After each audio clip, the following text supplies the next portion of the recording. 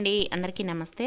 ఈరోజు వీడియో వచ్చేసి మంచి టిప్స్ అండి. ఆ టిప్స్ ఏంటో చూడబోయే ముందు మన ఛానల్ కనుక ఫస్ట్ టైం చూస్తున్నట్లయితే ప్లీజ్ సబ్స్క్రైబ్ చేసుకోండి. నా ఛానల్లో ఇంకా మంచి టిప్స్ ఉన్నాయండి.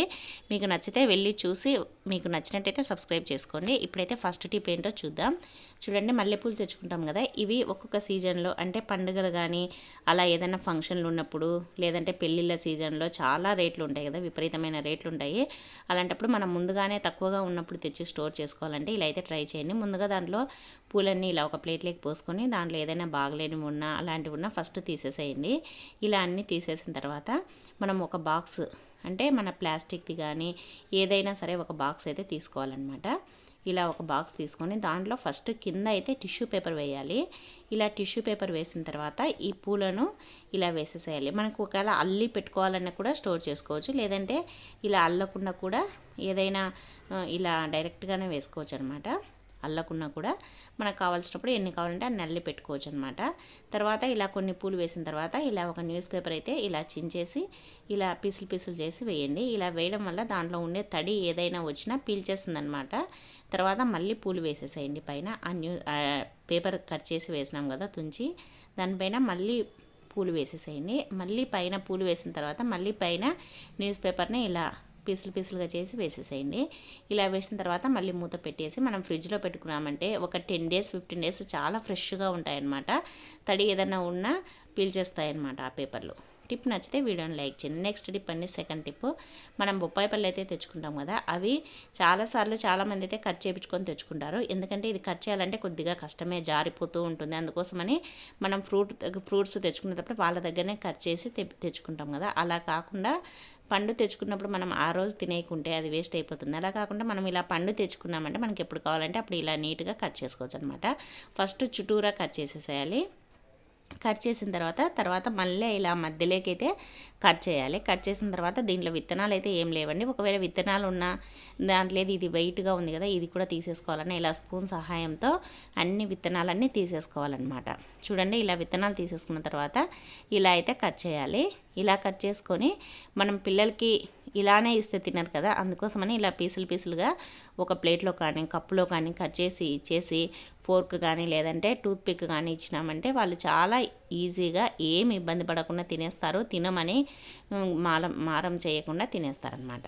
టిప్ నచ్చితే వీడియోను లైక్ చేయండి. నెక్స్ట్ టిప్ అండి, చూడండి, సీతాఫలం పండు అయితే ఇది చాలా గట్టిగా ఉంది. ఇదైతే నేను మా ఇంటి దగ్గర కార్ దగ్గర పెడితే కాస్తే తీసుకొచ్చినాను అనమాట. చూడండి ఎంత గట్టిగా ఉందంటే రాయి మాదిరి ఉంది. బండకి వేసుకొట్టినా కూడా అస్సలు ఇలా కూడా ఒత్తినా కూడా చాలా గట్టిగా ఉందన్నమాట. దీన్ని త్వరగా మాగపెట్టుకోవాలంటే ఇలా అయితే ట్రై చేయండి. మన ఇంట్లో సున్నం ఉంటుంది కదా, ఆ సున్నంని తీసుకొని ఇలా మొదల దగ్గర అంటే మనం తుంచినాం కదా, అలా మొదల దగ్గర పెట్టేసేయాలన్నమాట.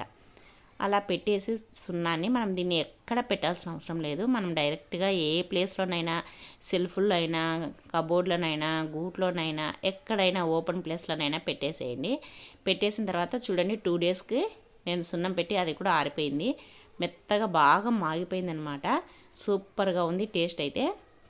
మనం చెట్టు మీద మాగితే ఎలా ఉంటుందో అలా మంచి టేస్ట్ అయితే ఉందన్నమాట. చూడండి, నేను 2 days తర్వాత మళ్ళీ తీసి చూపిస్తున్నాను. చాలా బాగుంది, టేస్ట్ అయితే సూపర్గా ఉంది. ఇలా మాగబెట్టుకొని ఎంత గట్టి పళ్ళు అయినా కూడా చాలా ఈజీగా మాగిపోతాయి. టిప్ నచ్చితే వీడియోను లైక్ చేయండి. నెక్స్ట్ టిప్ అండి, మన ఇంట్లో అయితే బల్లారు కొబ్బరి ఉంటుంది కదా, అది ఒక సీజన్లోనే దొరుకుతుంది. అలా దొరికినప్పుడు తెచ్చుకున్నప్పుడు మనం దీన్ని ఎలా స్టోర్ చేసుకోవాలనేది ఈరోజు అయితే చూద్దామన్నమాట. ఎన్ని నెలలైనా చాలా ఫ్రెష్గా ఉంటుందండి కొబ్బరి. కొద్దిగా నెయ్యి ఉంటుంది కదా, నెయ్యి అయితే కొద్దిగా తీసుకొని ఇలా మొత్తం చుట్టూరా అంచులకి ఇలా పూసేసేయండి. తర్వాత మధ్యలో కూడా పూసేసేయండి. పూసేసి ఇలా మన ఇంట్లో ఎన్ని కొబ్బరి గిన్నెలు ఉంటే అన్ని కొబ్బరి గిన్నెలకు ఇలా పూసేసేయండి. మనం మామూలు కొబ్బరి అయితే వాడుతూ ఉంటాం, కానీ బల్లారి కొబ్బరి అయితే కొబ్బరి కజ్జికాయలకు కానీ నువ్వుల ముద్దలకే ఎక్కువ వాడతాం కదా.